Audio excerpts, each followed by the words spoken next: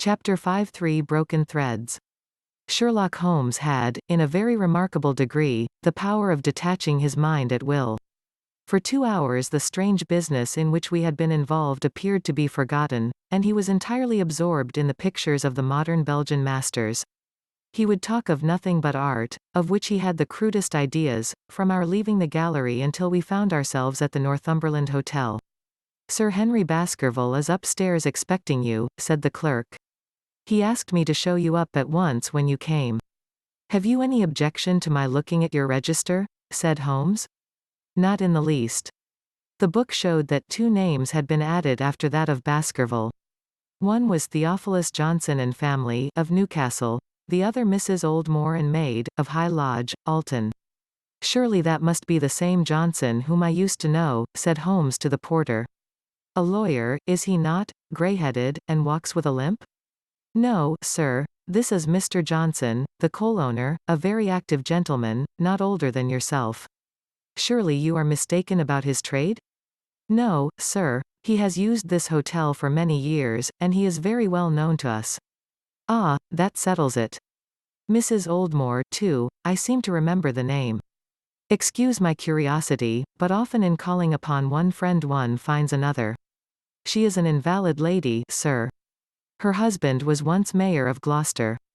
She always comes to us when she is in town." "Thank you. I am afraid I cannot claim her acquaintance. We have established a most important fact by these questions, Watson," he continued in a low voice as we went upstairs together.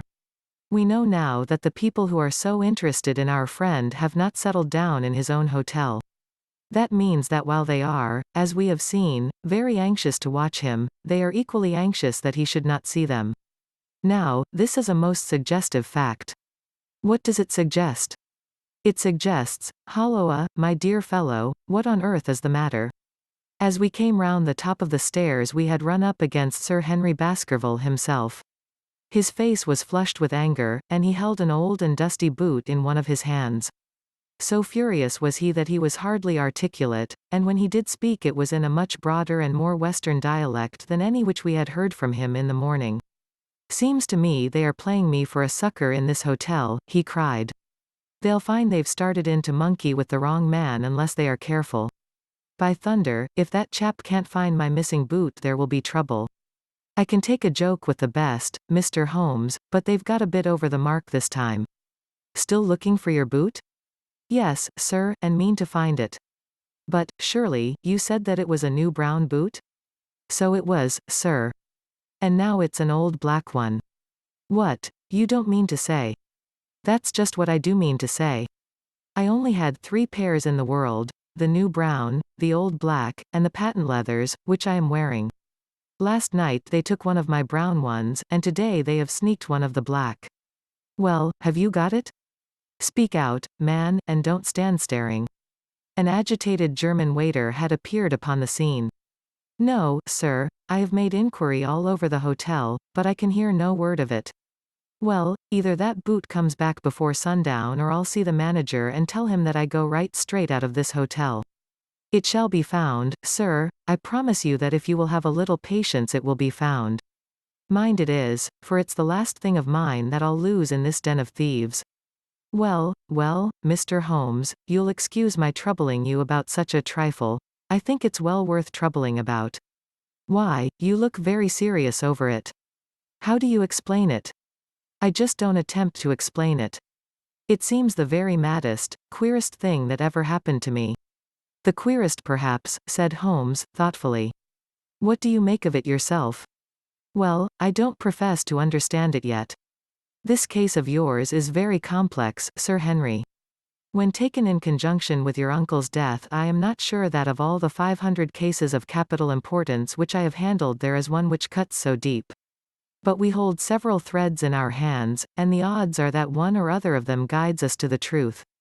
We may waste time in following the wrong one, but sooner or later we must come upon the right." We had a pleasant luncheon in which little was said of the business which had brought us together. It was in the private sitting room to which we afterwards repaired that Holmes asked Baskerville what were his intentions. To go to Baskerville Hall. And when? At the end of the week. On the whole, said Holmes, I think that your decision is a wise one. I have ample evidence that you are being dogged in London, and amid the millions of this great city it is difficult to discover who these people are or what their object can be. If their intentions are evil they might do you a mischief, and we should be powerless to prevent it. You did not know, Dr. Mortimer, that you were followed this morning from my house? Dr. Mortimer started violently. Followed? By whom? That, unfortunately, is what I cannot tell you. Have you among your neighbors or acquaintances on Dartmoor any man with a black, full beard? No, or, let me see, why, yes. Barrymore, Sir Charles's butler, is a man with a full, black beard. Ha! Where is Barrymore? He is in charge of the hall. We had best ascertain if he is really there, or if by any possibility he might be in London. How can you do that? Give me a telegraph form. Is all ready for Sir Henry? That will do. Addressed to Mr. Barrymore, Baskerville Hall. What is the nearest telegraph office? Grimpen. Very good, we will send a second wire to the postmaster, Grimpen, telegram to Mr. Barrymore to be delivered into his own hand. If absent, please return wire to Sir Henry Baskerville, Northumberland Hotel. That should let us know before evening whether Barrymore is at his post in Devonshire or not. That's so, said Baskerville. By the way, Dr. Mortimer, who is this Barrymore, anyhow? He is the son of the old caretaker, who is dead. They have looked after the hall for 4 generations now. So far as I know, he and his wife are as respectable a couple as any in the county. At the same time, said Baskerville, it's clear enough that so long as there are none of the family at the hall these people have a mighty fine home and nothing to do. That is true. Did Barrymore profit at all by Sir Charles's will? Asked Holmes. He and his wife had £500 each. Ha! Did they know that they would receive this? Yes, Sir Charles was very fond of talking about the provisions of his will. That is very interesting. I hope, said Dr. Mortimer, that you do not look with suspicious eyes upon everyone who received a legacy from Sir Charles, for first also had £1,000 left to me. Indeed. And anyone else? There were many insignificant sums to individuals, and a large number of public charities.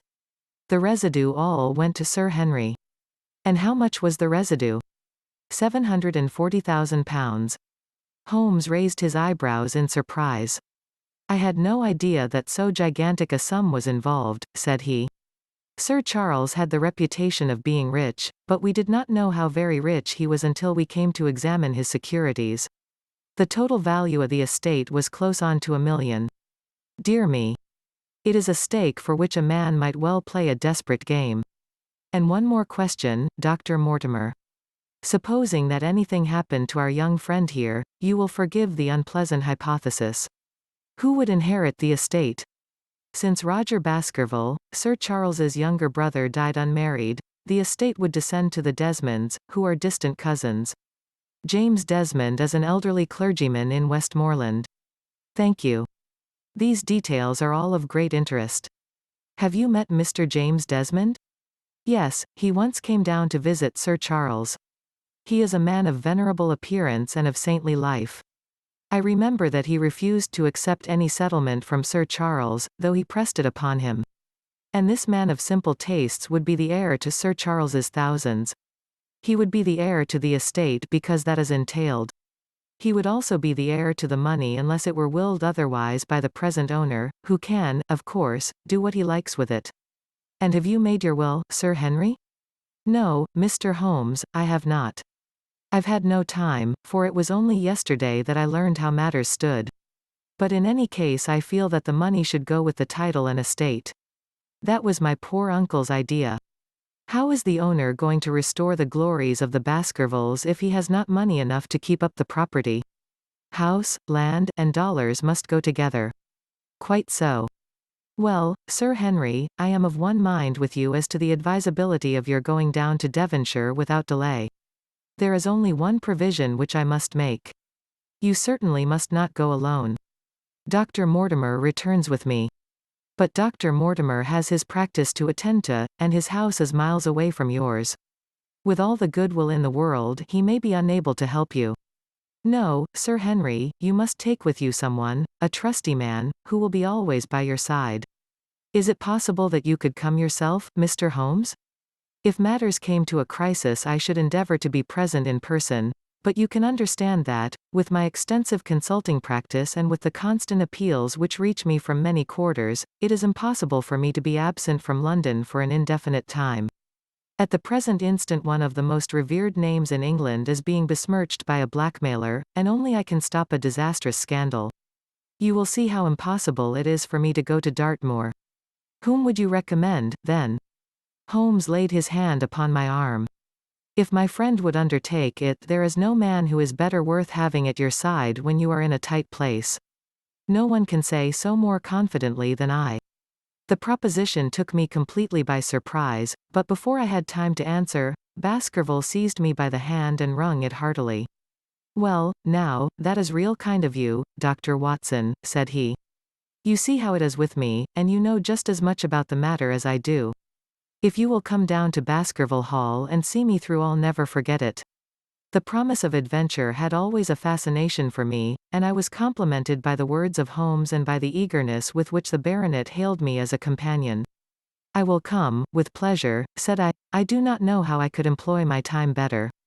And you will report very carefully to me, said Holmes. When a crisis comes, as it will do, I will direct how you shall act. I suppose that by Saturday all might be ready? Would that suit Dr. Watson? Perfectly. Then on Saturday, unless you hear to the contrary, we shall meet at the 10:30 train from Paddington. We had risen to depart when Baskerville gave a cry of triumph, and diving into one of the corners of the room he drew a brown boot from under a cabinet. My missing boot, he cried. May all our difficulties vanish as easily, said Sherlock Holmes. But it is a very singular thing, Dr. Mortimer remarked. I searched this room carefully before lunch. And so did I, said Baskerville. Every inch of it. There was certainly no boot in it then. In that case the waiter must have placed it there while we were lunching. The German was sent for but professed to know nothing of the matter, nor could any inquiry clear it up. Another item had been added to that constant and apparently purposeless series of small mysteries which had succeeded each other so rapidly. Setting aside the whole grim story of Sir Charles's death, we had a line of inexplicable incidents all within the limits of 2 days, which included the receipt of the printed letter, the black-bearded spy in the hansom, the loss of the new brown boot, the loss of the old black boot, and now the return of the new brown boot. Holmes sat in silence in the cab as we drove back to Baker Street, and I knew from his drawn brows and keen face that his mind, like my own, was busy in endeavoring to frame some scheme into which all these strange and apparently disconnected episodes could be fitted. All afternoon and late into the evening he sat lost in tobacco and thought. Just before dinner 2 telegrams were handed in. The first ran, "Have just heard that Barrymore is at the Hall. Baskerville." The second, "Visited 23 hotels as directed, but sorry, to report unable to trace cut sheet of Times. Cartwright. There go 2 of my threads, Watson. There is nothing more stimulating than a case where everything goes against you. We must cast round for another scent. We have still the cabman who drove the spy. Exactly. I have wired to get his name and address from the official registry. I should not be surprised if this were an answer to my question." The ring at the bell proved to be something even more satisfactory than an answer, however, for the door opened and a rough-looking fellow entered who was evidently the man himself. "I got a message from the head office that a gent at this address had been inquiring for 2704, said he. "I've driven my cab this 7 years and never a word of complaint. I came here straight from the yard to ask you to your face what you had against me." "I have nothing in the world against you, my good man," said Holmes. "On the contrary, I have half a sovereign for you if you will give me a clear answer to my questions." "Well, I've had a good day and no mistake," said the cabman, with a grin. "What was it you wanted to ask, sir?" "First of all your name and address, in case I want you again." "John Clayton, 3 Turpey Street, the Borough. My cab is out of Shipley's Yard, near Waterloo Station."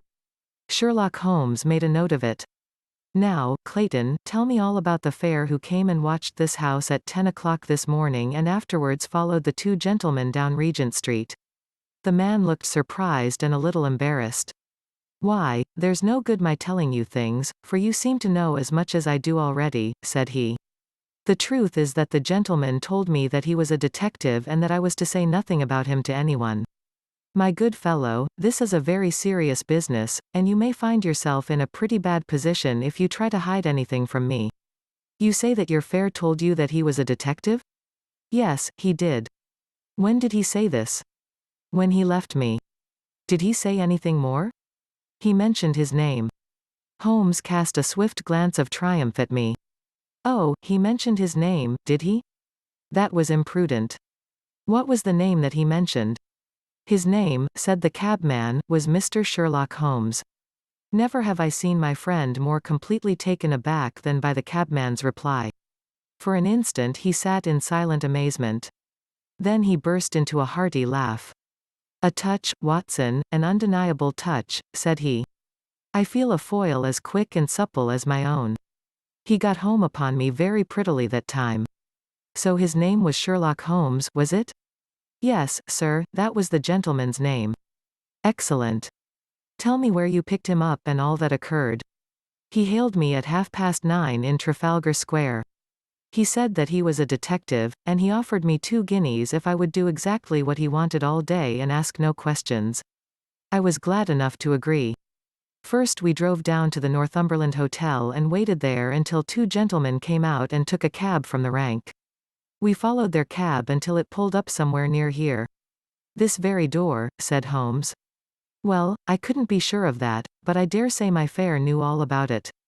We pulled up halfway down the street and waited an hour and a half. Then the 2 gentlemen passed us, walking, and we followed down Baker Street and along, I know, said Holmes. Until we got 3/4 down Regent Street. Then my gentleman threw up the trap, and he cried that I should drive right away to Waterloo Station as hard as I could go. I whipped up the mare and we were there under the 10 minutes. Then he paid up his 2 guineas, like a good one, and away he went into the station. Only just as he was leaving he turned round and he said, It might interest you to know that you have been driving Mr. Sherlock Holmes. That's how I come to know the name. I see. And you saw no more of him? Not after he went into the station. And how would you describe Mr. Sherlock Holmes? The cabman scratched his head. Well, he wasn't altogether such an easy gentleman to describe. I'd put him at 40 years of age, and he was of a middle height, 2 or 3 inches shorter than you, sir. He was dressed like a toff, and he had a black beard, cut square at the end, and a pale face. I don't know as I could say more than that. Color of his eyes? No, I can't say that. Nothing more that you can remember? No, sir, nothing. Well, then, here is your half-sovereign. There's another one waiting for you if you can bring any more information. Good night. Good night, sir, and thank you. John Clayton departed chuckling, and Holmes turned to me with a shrug of his shoulders and a rueful smile. Snap goes our 3rd thread, and we end where we began, said he. The cunning rascal. He knew our number, knew that Sir Henry Baskerville had consulted me, spotted who I was in Regent Street, conjectured that I had got the number of the cab and would lay my hands on the driver, and so sent back this audacious message. I tell you, Watson, this time we have got a foeman who is worthy of our steel. I've been checkmated in London. I can only wish you better luck in Devonshire. But I'm not easy in my mind about it. About what? About sending you. It's an ugly business, Watson, an ugly dangerous business, and the more I see of it the less I like it. Yes, my dear fellow, you may laugh, but I give you my word that I shall be very glad to have you back safe and sound in Baker Street once more.